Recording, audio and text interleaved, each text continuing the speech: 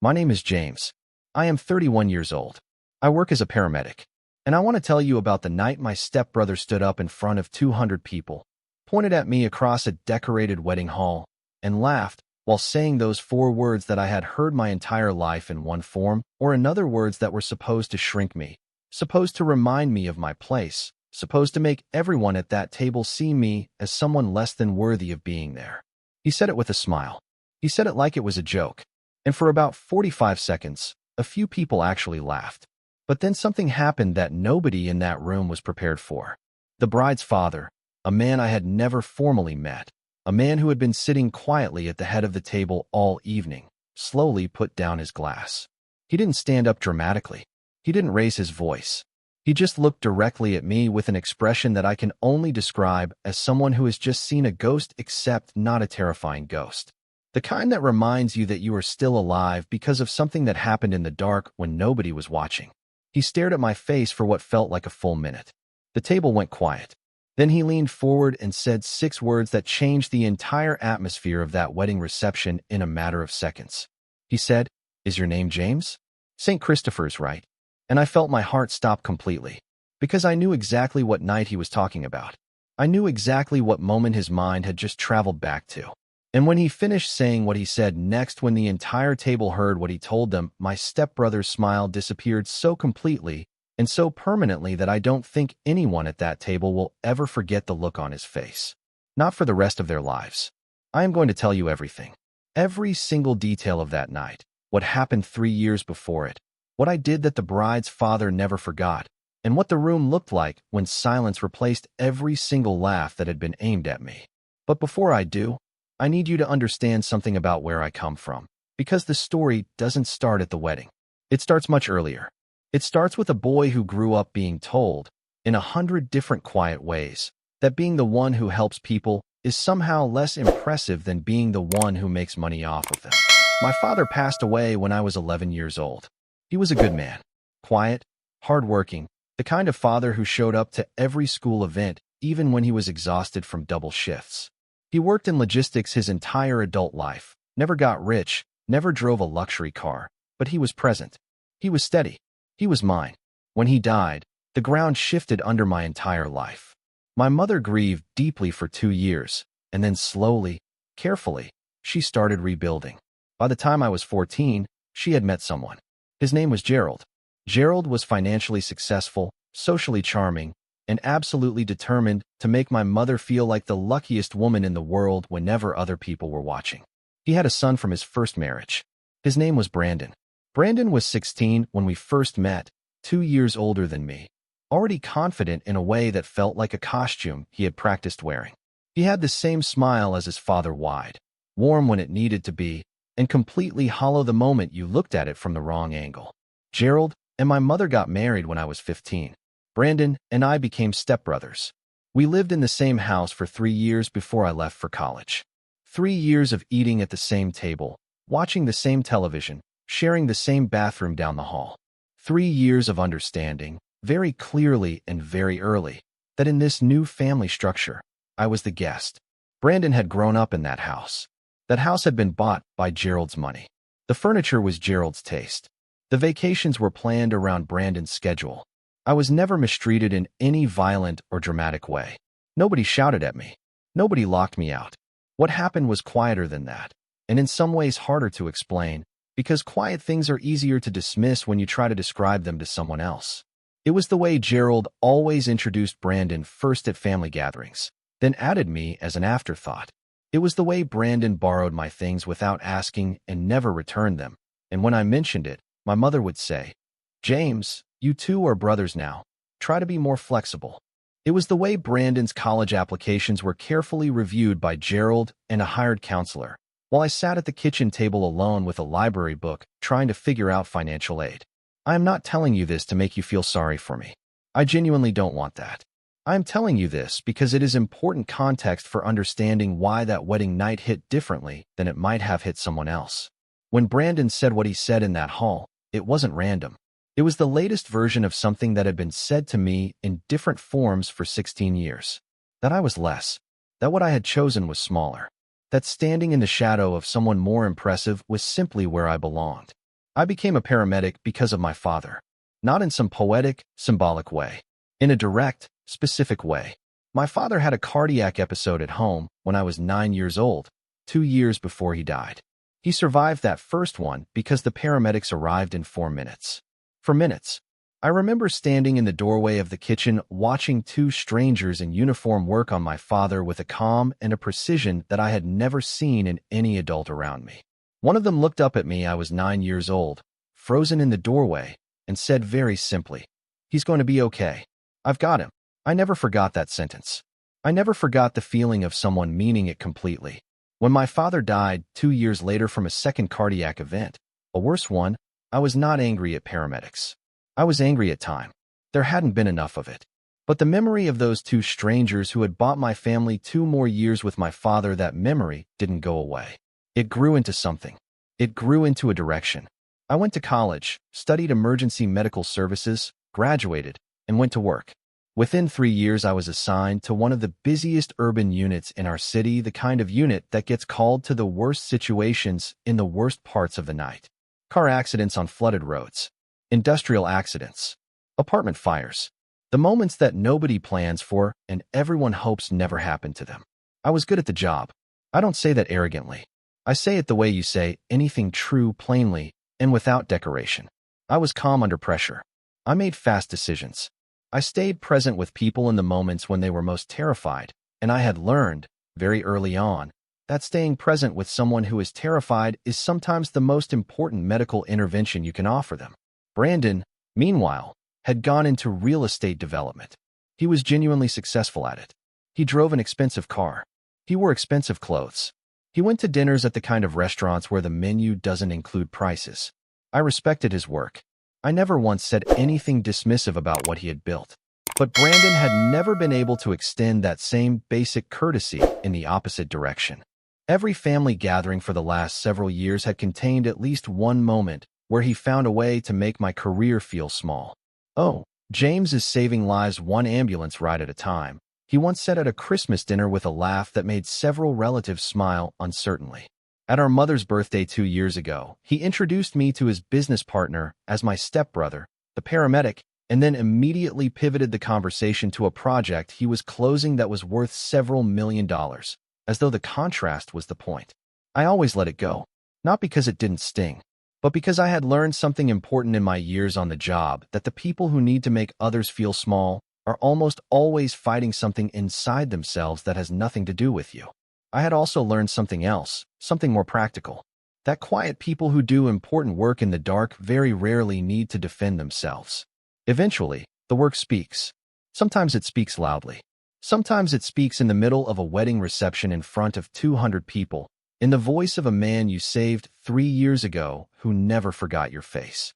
Brandon's wedding was held at the Grand Crestwood Hall, one of the most expensive venues in the city. The kind of place with marble floors, cathedral ceilings, and waitstaff who refill your water glass before it is even half empty. His fiancée was named Claire.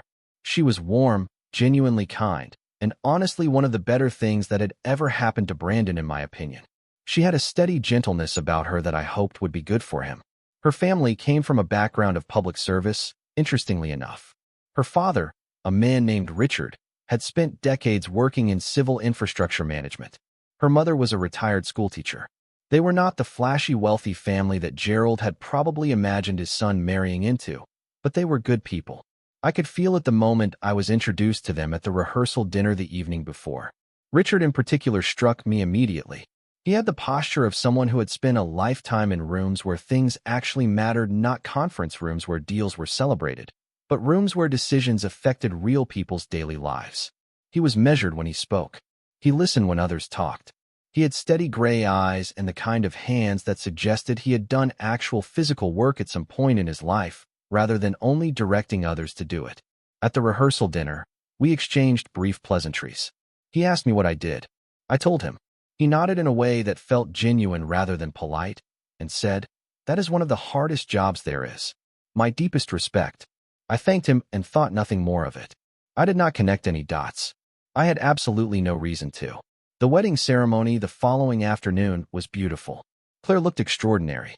Brandon, I will admit honestly, looked genuinely moved when she walked down the aisle. There are moments where even complicated people reveal something true about themselves, and that was one of them for Brandon.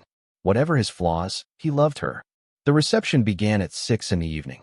Round tables with white linen, low floral centerpieces, candles in glass holders, soft music from a live quartet in the corner. I was seated at a table near the middle of the room, not at the main family table, but visible from it. Close enough to be present, far enough to understand my position in the hierarchy of the evening. Gerald was beaming all night. My mother looked beautiful and nervous in the way mothers do at weddings. Brandon moved through the room like he had been practicing for this moment his whole life, which in many ways he had. About 45 minutes into the reception, after the first round of toasts and the first round of champagne, Brandon stood up, not to give a speech. He had already given a speech during the ceremony. This was different. He tapped his glass, the way you do when you want informal attention, when you want to say something that feels spontaneous even when it isn't. He looked around the room with that wide practiced smile and said, "I want to introduce a few people to Claire's family, since they don't know everyone yet." He introduced Gerald first, the proud father, the man who built all of this with language that was clearly designed to impress Richard and Claire's relatives. He mentioned Gerald's business portfolio. He mentioned the number of properties Gerald had developed over the years. He mentioned awards and civic recognitions. Gerald absorbed all of it with the humble but pleased expression of a man who had rehearsed that expression in the mirror. Then Brandon turned his head and looked across the room toward me. He pointed. "And that over there," he said, with that smile, "is my stepbrother James." I looked up. I nodded politely. And then Brandon added the line, with a short laugh that he clearly expected the room to share. "He's just a paramedic." 3 or 4 people laughed. A few more smiled in that uncomfortable way people smile when they are unsure whether something is a joke or an insult. I kept my face completely neutral. I had been keeping my face neutral in rooms like this for 16 years, and I was very good at it. I looked back down at my plate. I picked up my fork. I thought, as I had thought many times before, that the moment would pass the way all moments pass and the evening would continue. And then I heard the sound of a glass being set down very deliberately on the table. I looked up. Richard was sitting at the main table about 15 feet from where I was. He was not laughing. He was not smiling. He was looking at me with an expression that had just undergone a complete and total transformation in the span of about 3 seconds. His head was slightly tilted. His eyes were moving over my face with the careful, focused attention of someone who is trying to locate a memory that is very close to the surface, but not quite there yet. He didn't say anything for a moment. The room had already moved on. Brandon was talking again. The music was still playing softly. But Richard was completely still, in the particular way that a person becomes still when something important is demanding their full internal attention.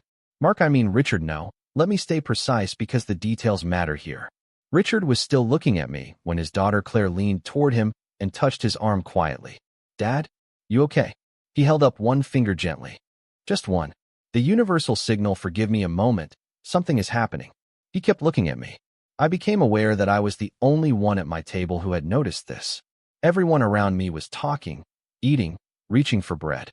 I held his gaze because it felt wrong to look away, the way it feels wrong to look away from something you don't yet understand. Then he spoke, not loudly, not dramatically, but in the particular quiet voice that cuts through noise precisely because it is not competing with it. He said, "Excuse me, James, is it?" The table near him went a little quieter. My name traveling across the room in his voice drew a few glances. "Yes," I said. "James," he repeated slowly. Then, "Were you working with St. Christopher's emergency unit about 3 years ago?" The room around us continued existing, but something at our connected tables had stopped. The air changed. I felt it before I understood it. "Yes," I said carefully. "I was." Richard exhaled slowly. Not in relief exactly. In recognition. Like a door that had been locked for a long time finally opening from the inside. He turned toward Claire first. His daughter. Then toward Brandon. Then to the general table. His voice when he spoke again was quiet, but completely clear and completely steady. The voice of a man who has decided that something true needs to be said in a room full of people, and he is not going to apologize for saying it.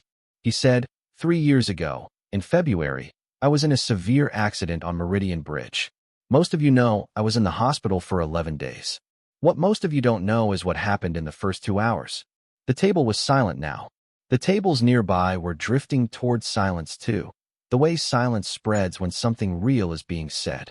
There was a chemical tanker accident that same night. Meridian Bridge was blocked completely. A full emergency response was delayed by 40 minutes because units couldn't get through. I was alone in a vehicle that had gone through the barrier. I was trapped. I had a punctured lung, 3 broken ribs, and internal bleeding that we didn't know about yet. He paused. Not for effect. Simply because the memory required a moment. One first responder reached me before the road was cleared. One. He had come from a different direction, on foot for the last quarter mile, because his vehicle couldn't get through either. He reached me through the wreckage, stayed with me, kept my airway clear, talked to me continuously to keep me from losing consciousness, and manually maintained pressure on a wound in my side for 37 minutes until the surgical team arrived. He looked directly at me. That paramedic, he said, was James. The room was completely silent. Not the polite quiet of people waiting for a toast to end. The deep, stunned silence of people who have just heard something that rearranged their understanding of what they were looking at. Richard stood up from his chair. He was not a dramatic man, and the act of standing felt significant because of that. He looked at Brandon. His voice did not change temperature. It remained calm. That was somehow more powerful than anger would have been. He said, "You introduced him as just a paramedic." Brandon's face had gone through several expressions in the past 30 seconds. The smile was completely gone. What was underneath it looked uncertain and young and suddenly very aware of itself. Richard continued, "The night I was on that bridge, I was thinking about Claire. About whether I would ever walk her down an aisle. Whether I would see her get married." He paused.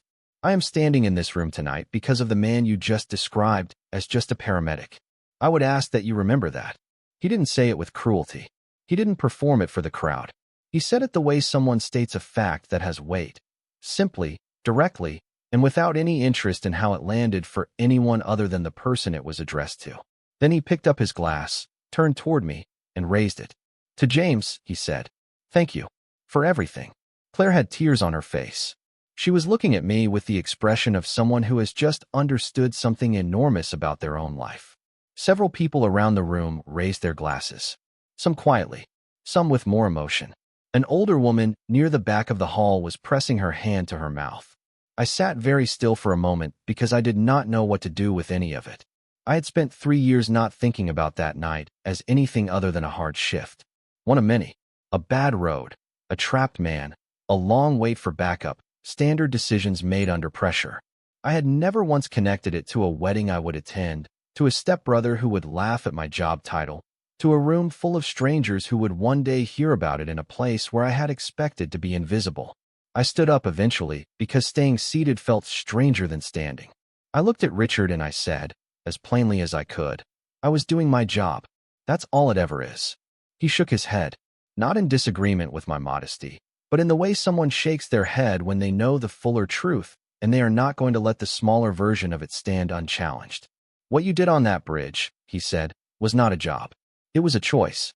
Nobody would have blamed you for waiting for backup in a safer position. You came forward. You stayed. You kept talking to me for 37 minutes about my daughter, about what her voice sounded like, about things you were asking me to remember and hold on to." His voice broke slightly on the last sentence. He recovered it quickly. "You kept me here. And I am here." Claire stood up and walked around the table. She came to me and did something I was not expecting. She simply took my hand in both of hers and held it for a moment without saying anything. Then she said, "Thank you for my father." Brandon had not moved. He was still in his chair. He was looking at the table. The wide smile that had occupied his face all evening was somewhere far away. Gerald was quiet too. My mother, I saw when I finally looked across the room toward her, had her hand over her heart and her eyes were wet. Not performing it, just feeling it. The rest of the evening was different. Not tense, not awkward exactly, but changed in the way that rooms change when something true enters them and rearranges the furniture. People came to me throughout the night. Some introduced themselves properly for the first time despite having been at the same reception for 2 hours. Some asked questions about the work, real questions, the kind people ask when they are genuinely curious rather than making conversation. An uncle of Claire's who had served in the fire department for 20 years sat beside me for 30 minutes, and we talked about the specific physics of bridge accident extractions and the underreporting of first responder mental health challenges. It was the best conversation I had at any family event in years. Brandon came to me later, toward the end of the night, when the hall was beginning to thin out and the music had gone quiet and most of the candles on the tables had burned low. He walked over to where I was standing near the entrance holding a glass of water, and for a moment, he didn't say anything. He just stood there. Then he said, "I didn't know." I nodded. "I know you didn't." He was quiet again. Then, "I shouldn't have said it the way I said it anyway." I looked at him. The practiced confidence was gone completely.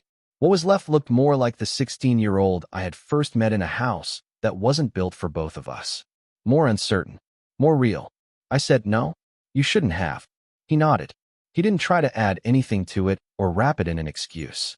He just let it sit between us, which was honestly more mature than I had expected from him. We stood there for another moment, not as enemies, not as close brothers, just as two adults who had grown up in proximity to each other and were perhaps, for the first time, meeting honestly. Then he extended his hand. I shook it. He walked back toward Claire, and I watched him put his arm around his wife. And I thought about the way people are capable of surprising you on the nights when you are least expecting it.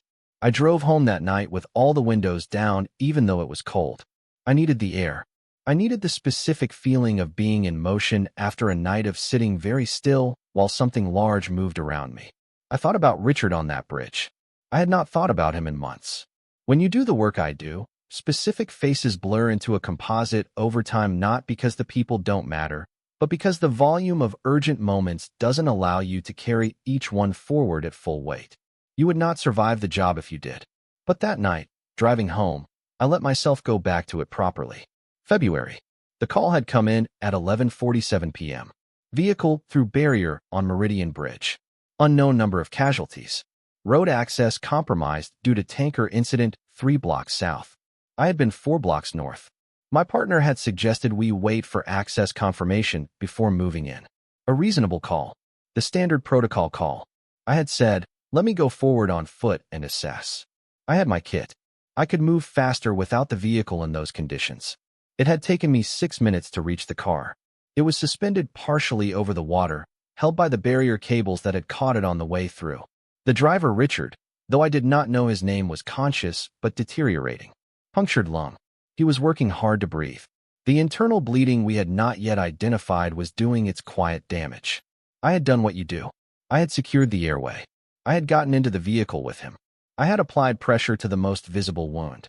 And then I had talked to him, because in cases like that, keeping someone's mind engaged, keeping them present, keeping them connected to a reason to stay awake, is not a soft option.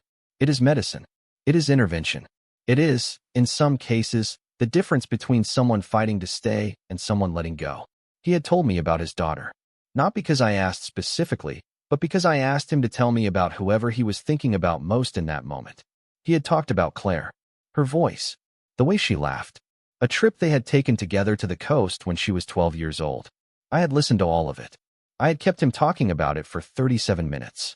I had not known his name when the surgical team arrived.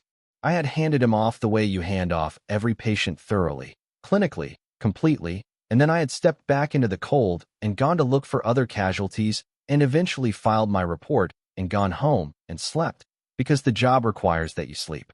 I had not known that the man on the bridge had a daughter named Claire who would one day marry a man named Brandon in a hall with marble floors and cathedral ceilings. I had not known that 3 years later I would sit at a table in that hall and hear my job described as just, and that the man from the bridge would be sitting 15 feet away, searching his memory for a face he had last seen leaning into a wrecked car in the dark. I had not known any of that. And yet here is the thing I keep coming back to, the thing I keep turning over in my mind when I think about that night. It would not have changed anything if I had known. I would have made every single identical decision in identical order regardless of who the man was, or who his daughter would marry, or who would be sitting at what table, at what wedding years later. That is the part that matters. Not the coincidence of the recognition. Not the public moment at the reception. The part that matters is that the choice to go forward on that bridge, the choice to stay, The choice to keep talking when it would have been easier to go quiet. None of those choices were made for an audience. They were made in the dark, in the cold, with a stranger. That is the only condition under which a choice like that actually means anything. When there is no possible reward. When no one is watching. When the only reason to do it is because it is the right thing to do and you are the one who is there. I have thought a lot about what lesson to draw from that night. Not for you. For myself. Because I think the trap that a story like this can set is making someone believe that quiet integrity always gets publicly recognized, that the room always goes silent, and the glass gets raised and the truth comes out in front of everyone who needed to see it. That is not always how it works. Most of the time, the people who do important work in the dark go home without anyone raising a glass. Most of the time, the paramedic who stays with the stranger on the bridge goes back to the station and files the report, and nobody at any wedding ever connects the dots. The recognition I received that night was not a reward for what I did. It was a coincidence of geography and memory and timing. The value of what happened on that bridge existed completely independently of whether anyone ever found out about it. That is the thing I want you to hold on to, because I think it is the most important thing I have said tonight. Do your work as though no one will ever know. As though the room will never go quiet in your favor. As though the person you help will never be in a position to tell the story on your behalf. Do it because the person in front of you is a person. Do it because it is the night you showed up.